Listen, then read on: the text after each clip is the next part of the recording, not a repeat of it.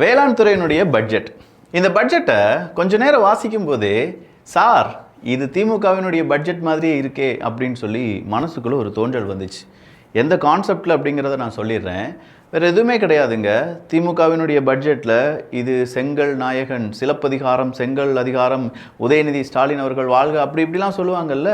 அதெல்லாம் கேட்கும்போது நமக்கே வெறுப்பாக இருக்கும். ஏன்னா நம்ம கை காசில் நாங்கள் இங்கே வரிப்பணமாக கொடுக்குறதுல சட்டமன்றத்தை கூட்டிட்டு அதில் ஒரு பட்ஜெட் அறிவிப்பு அப்படிங்கிறதெல்லாம் செஞ்சு அங்கே டீ ஸ்நாக்ஸ் அதெல்லாம் சாப்பிட்றீங்க. அதெல்லாம் ஒன்றும் பிரச்சனை கிடையாது, எங்களுக்காக தான் எல்லாம் வேலை செய்கிறீங்கன்னு நினச்சா ஒரு தலைவரை புகழ்த்தி பேசுவதற்காக மட்டுமே சட்டமன்றம் அங்கே இருக்கக்கூடிய பட்ஜெட் உரை அப்படிங்கிறதெல்லாம் இருந்துச்சுன்னா கண்டிப்பாக மக்கள் அதை வெறுத்து தான் விடுவாங்க. இப்போ விஜய் அவர்கள் முதல்வர் விஜயான பிறகு அவருக்கு நிறைய மரியாதையும் மதிப்பும் கூடியிருக்கிறதுல எந்த விதமான டவுட்டும் யாருக்கும் வேண்டாம். உங்களுடைய தலைவரை விஜய் அவர்களை, முதல்வர் விஜய் அவர்களை நீங்கள் பாராட்டணும்னா தனிப்பட்ட முறையில் உங்களுக்கான நிறைய ஸ்பேசஸ் கிடைக்கும். அமைச்சர்கள், எம்எல்ஏக்கள் நிறைய ஸ்பேஸ் இருக்குது, அங்கே நீங்கள் பாராட்டலாம். மக்கள் லைவாக இதை பார்த்துட்டு இருக்காங்க. இந்த புகழ்ச்சி அப்படிங்கிறது அவருக்கு மறுபடியும் ஒரு இடத்தை கொடுக்குமான்னு கேட்டால் மக்கள் மத்தியில் ஒரு விதமான அயர்வு அப்படிங்கிறத ஏற்படுத்தும். அதில் என்னெல்லாம் நடந்திருக்கு அப்படிங்கிறத பார்க்க போகிறோம். அது கூடவே தமிழ்நாட்டு அரசியலில் என்ன புதுமையாக நடந்திருக்கு அப்படிங்கிறதையும் பார்க்க போகிறோம். இது தமிழ் பொக்கிஷம் வழங்கும் ஆழமான அரசியல் சதுரங்கம்.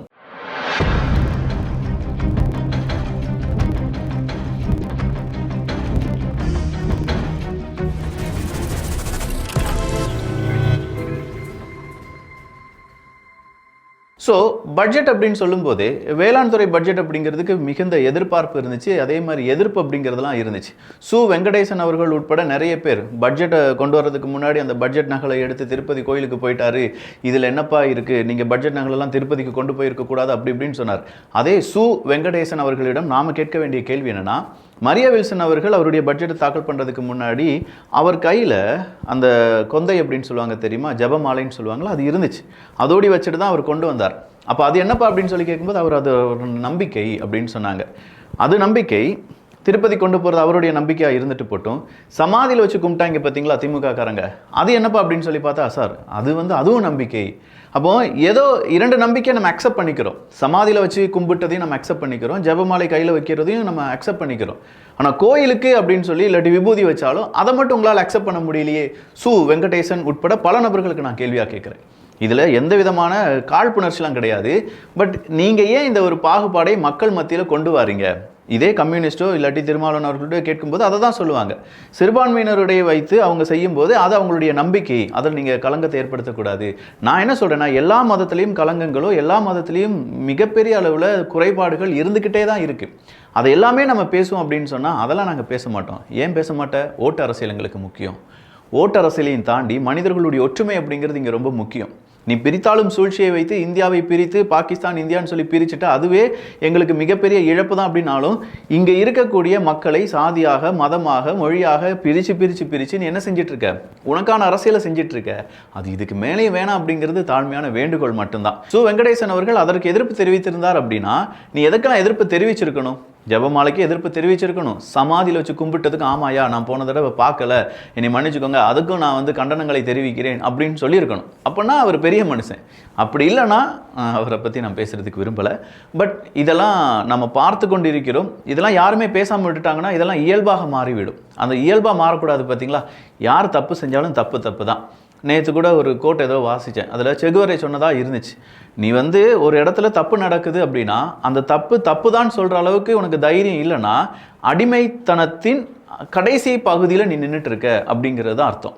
ஸோ ஒரு இடத்துல தப்பு நடக்குது அப்படின்னா அது யாரெல்லாம் இல்லை, தப்புனா தப்பு, ரைட்டுனா ரைட்டு, அதை சொல்கிறதுக்கு ஒரு தைரியம் வேண்டும். அந்த தைரியம் இருக்கும் பட்சத்தில் நாம் எல்லாருமே நல்ல மனிதர்கள் தான். சரி, இதில் ரொம்ப சுவாரஸ்யமான ஒரு நிகழ்வு நடந்துச்சு. 2022 எடப்பாடி பழனிசாமி அவர்கள் பட்ஜெட்லாம் முடிஞ்சிருச்சு, காரை எடுங்கப்பா அப்படின்னு சொல்லி காரை ஓப்பன் பண்ண போகிறார். சார் இது திமுக காரங்க கார் சார், குறிப்பாக உதயநிதி அவர்களுடைய கார் சார் அப்படின்னு சொல்கிறாங்க.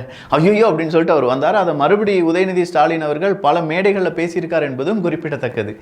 இன்றைக்கும் அதே மாதிரி என்ன நடந்திருக்கு அப்படின்னு பார்த்தீங்கன்னா, எடப்பாடி பழனிசாமி அவர்கள் பட்ஜெட் உரையெல்லாம் முடிச்சுட்டு வரும்போது டபார்னு பார்த்தா அங்கே என்ன நடந்துட்டுருக்கு, உதயநிதி அவர்களுடைய கார் இருக்குது, ஓப்பன் பண்ண வாங்க போகலாம் சார், அது உதயநிதி அவர்களுடைய கார் சார் அப்படின்னு சொல்லியிருக்காங்க.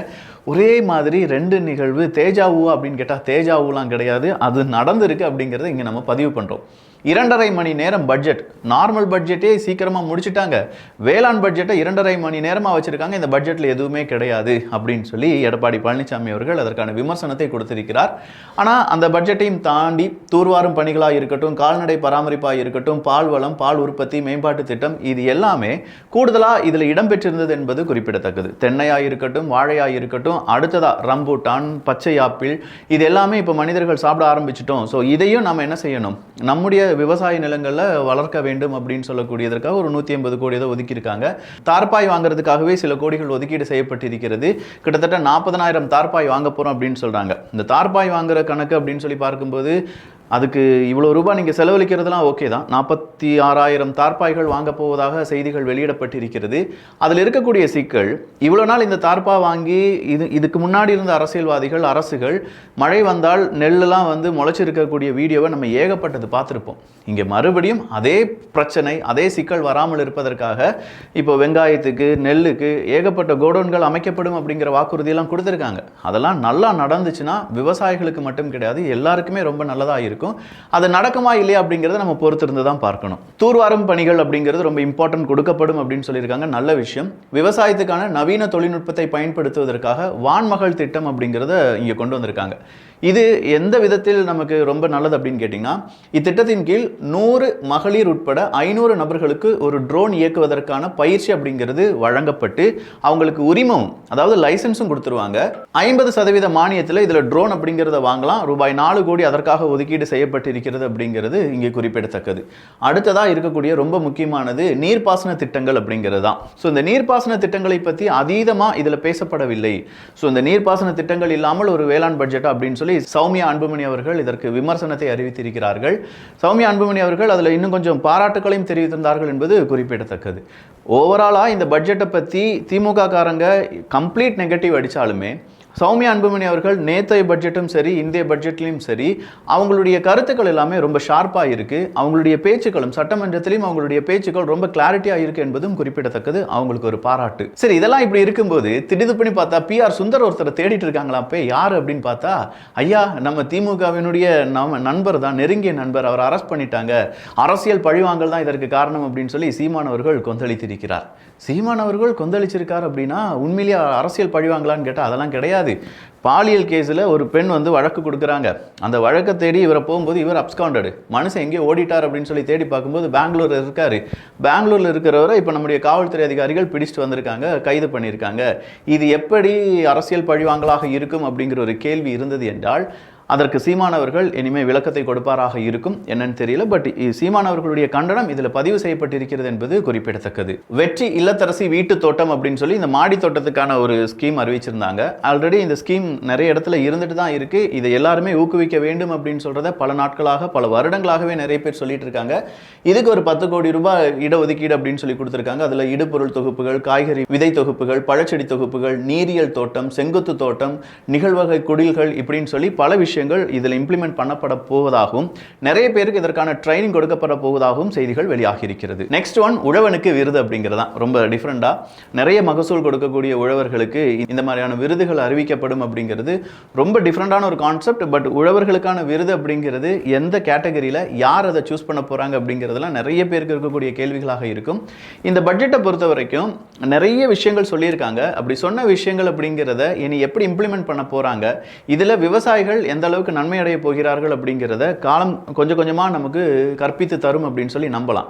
ஏன்னா எடுத்தோம் கவிழ்த்தோம் அப்படின்னு சொல்லி அவங்களே 2.5 மணி நேரம் பேசியிருக்காங்க. அந்த பட்ஜெட் ஒரே நம்ம வாசிச்சு பார்க்கணும். நேற்று நார்மல் பட்ஜெட் மாதிரி இதை ரொம்ப ஈஸியாக டீகோட் பண்ணிட முடியாது. ஏன்னா அதுக்கு பின்னாடி விவசாயம்னு ஒன்று இருக்குது, விவசாயிகள் இருக்காங்க, அவங்களுடைய கஷ்டம் இருக்குது. பட்ஜெட்டில் இத்தனை கோடி அத்தனை கோடி அப்படின்னு சொன்னாலும் அது எந்த அளவுக்கு அங்கே போய் ரீச் ஆகும், அது நேரடியாக விவசாயிகளுக்கு ரீச் ஆகணும். மக்களுக்கான நல் விஷயங்கள் செய்யும் போது அது நேரடியாக அங்கே ரீச் ஆகிடும். ஆனால் விவசாயிகளுக்கு அப்படி கிடையாது. நடுவில் நிறைய இடைத்தரகர்கள் இருக்க வாய்ப்புகள் இருக்கு. அந்த விவசாயிகள் எழுத்தறிவு இல்லாமல், படிப்பறிவு இல்லாமல் சீக்கிரமாக ஒரு லோன் கிடைச்சா போதும் அப்படின்னு சொல்லக்கூடிய எத்தனையோ விவசாயிகள் ரொம்ப பெரிய அளவில் துக்கத்தில் நடந்த சம்பவங்கள் நடந்திருக்கு. அப்போ இது எல்லாம் கரெக்டாக விவசாயிகளுக்கு போகுதா இல்லையா அப்படிங்கிறத தாவேக அரசாங்கம் உறுதி செய்ய வேண்டும் அப்படின்னு சொல்லி தாழ்மையுடன் கேட்டுக்கொள்கிறோம். நெக்ஸ்ட் ஒன், ஐயா பொன்முடி அவர்கள் தான். பொன்முடி அவர்களை அரெஸ்ட் பண்ணுங்கப்பா. என்னையா இது, திமுகவுக்கு சனி எல்லா திசையிலும் அடிச்சடிச்சு விரட்டுது போலி அப்படிங்கிற மாதிரி இருக்கு. ஸோ பொன்முடி அவர்களை அரெஸ்ட் பண்ணணும், அந்த பட்டை நாமம் விஷயத்தில் அவர் பேசினது தப்பு தான் அப்படிங்கிற மாதிரி ஒரு தீர்ப்பு வந்திருக்கு. எத்தனை பேரப்பா இவங்க அரெஸ்ட் பண்ணி மறுபடியும் விடுதலை பண்ண போகிறாங்க?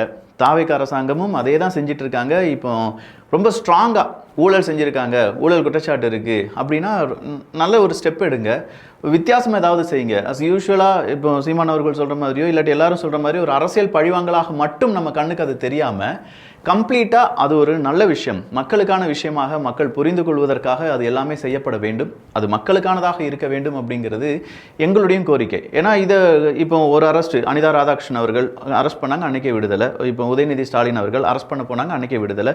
பொன்முடி அவர்கள் அன்னைக்கே அப்படின்னா நிறைய ஐடி விங்கை சார்ந்த ஒரு நபரை அரெஸ்ட் பண்ணாங்க, 2 தினங்கள் அவருக்கும் ஜாமீன்லாம் கிடச்சிருச்சு இப்படின்னு சொல்லி இது வந்து ஒரு சாதாரணமான ஒரு நிகழ்வாக மட்டும் பார்க்கப்படுகிறது. கொஞ்ச நாட்களில் இது என்ன ஆயிரும் அப்படின்னா அப்படியே ஃபேட்டிக் ஆயிரும். என்னையா இவனு அரெஸ்ட் பண்ணுவாங்க விட்டுருவாங்க அப்படி தானே, அப்போ உண்மையிலேயே தண்டனை அப்படிங்கிறது அவங்களுக்கு கிடைக்கவே கிடைக்காதா, சாமானியர்களுக்கு கிடைக்கிற மாதிரியான தண்டனை கிடைக்கவே கிடைக்காதா அப்படிங்கிற ஒரு கேள்வி நம்ம மனசுக்குள்ளே வந்துருச்சுன்னா அந்த அரசாங்கத்தின் மீதும் அந்த அரசு சிஸ்டத்தின் மீதுமான அந்த நம்பிக்கை நம்ம இழந்துருவோம். அந்த நம்பிக்கை இழக்க விடாமல் செய்வதற்கு சரியான நடவடிக்கை எடுங்க. சும்மா பழிவாங்கல் இல்லாட்டி அந்த மாதிரி விஷயங்கள் எதுவுமே இல்லாமல் மக்களுக்கு விரோதமாக என்னமோ செஞ்சுருக்காங்க, கண்டிப்பாக ஆதாரம் இருக்குது, எங்ககிட்ட எவிடன்ஸ் இருக்குது, அறப்போர் இயக்கம் மாதிரி நிறைய இயக்கங்கள் இருக்காங்க, அவங்க கொடுக்கக்கூடிய சாலிடான எவிடன்ஸ் இருக்குது, அதை வச்சு நல்ல ஆக்ஷன்ஸ் இனி வரும் நாட்களில் நாங்கள் எதிர்பார்க்கிறோம். 100 நாட்களுக்கு பிறகு வேற மாதிரி தாவேக அரசாங்கத்தை நாங்கள் எதிர்பார்த்துட்ருக்கோம் அப்படிங்கிறது இங்கே சூசகமாக சொல்லி முடிச்சிடுறோம்ப்பா. இன்னும் அதிகப்படியான வீடியோக்கள் எல்லாமே வரும், அதெல்லாம் நீங்கள் பார்த்து தெரிந்து கொண்டு ஆதரவு கொடுப்பதற்கு அரசியல் சதுரங்கம் சேனலை சப்ஸ்கிரைப் பண்ணிக்கோங்க. நல்லதை பகிர்ந்து நல்ல சமுதாயத்தை உருவாக்குவோம். நன்றி, வணக்கம்.